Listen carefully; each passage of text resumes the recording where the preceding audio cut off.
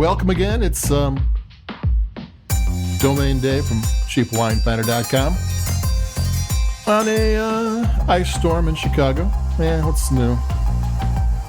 And we're hitting 2022 with back to value-priced wines, but still looking for those good ones.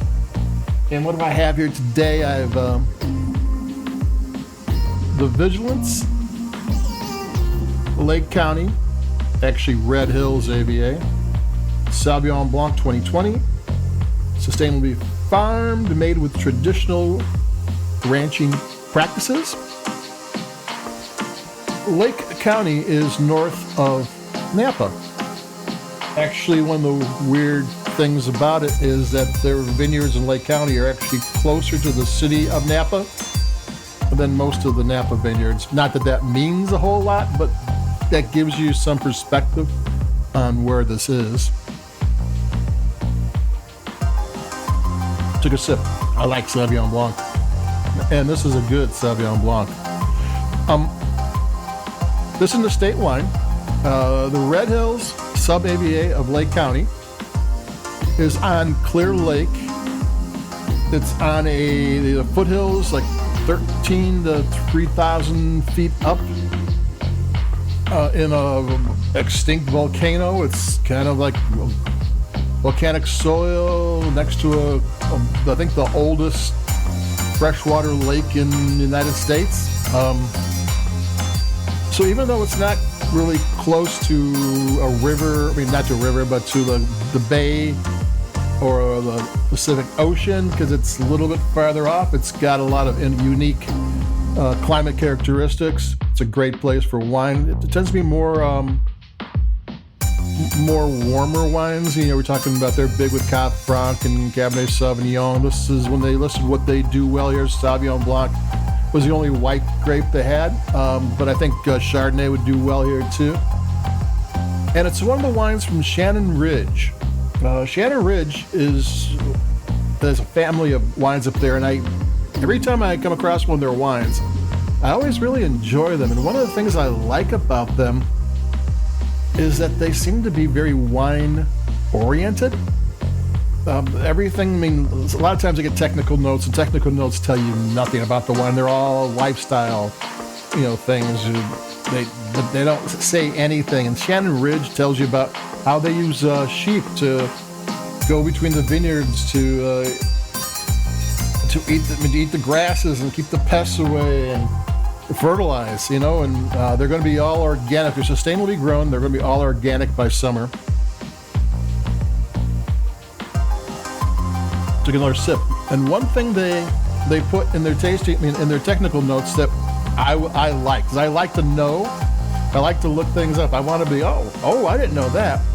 They said the clone, the Sauvignon clone, here's the 01 Sauvignon clone, and they even told you what the rootstock was. What's a 14101 or something? I don't remember the name of the rootstock. What that all about is very few grapevines are grown from seed. Most of them they would take a cutting off an existing vine and attach it to rootstock, the root of another grapevine, but there are different grape roots for different areas. This one's good for clay soil, and it's drought resistance. California's been having drought. So the 01 clone was put to this root. And I looked it up, and the 01 clone came from a vineyard in Bordeaux in 1883.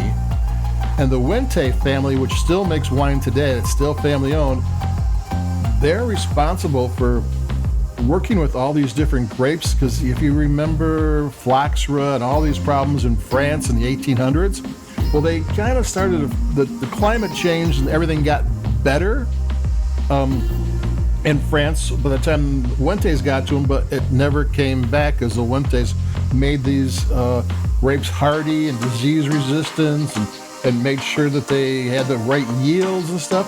The whole Wente thing is a whole interesting story, especially since they're still around, still making great wine.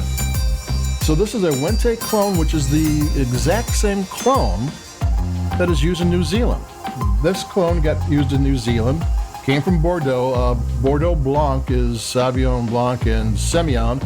And for age-worthy wines, I mean, there are Bordeaux Blanc wines that they put away for 25, 30 years.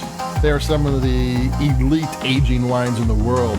At first, I didn't know what to expect because when they said it was the same grape in New Zealand and that's kind of big and bold Sauvignon Blanc, and I said, what's this going to be? And it turns out, after my sip,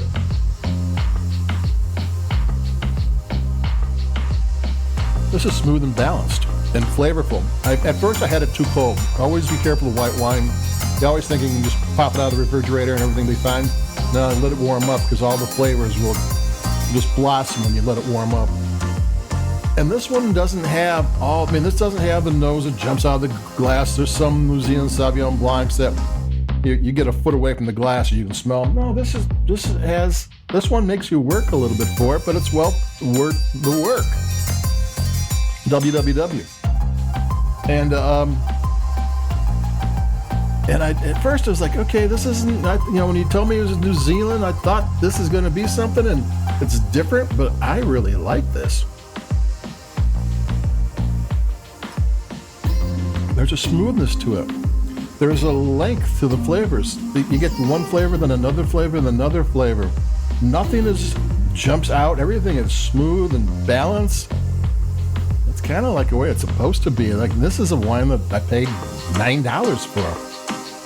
It's got a bottle that is perfectly clear. They don't cover anything up. They're just showing how clean and clear everything is. And it works out fine. And it's from a winery that is kind of a no-nonsense winery that does things the old-fashioned way and does a good job. I'm going to start doing more Shannon Ridge wines because I've kind of got my interest peaked here. So there we go. Now, this is Domain Day from cheapwinefinder.com. Like us where you like your podcast, if you will. And I appreciate everybody listening. And if you push the button, fine too.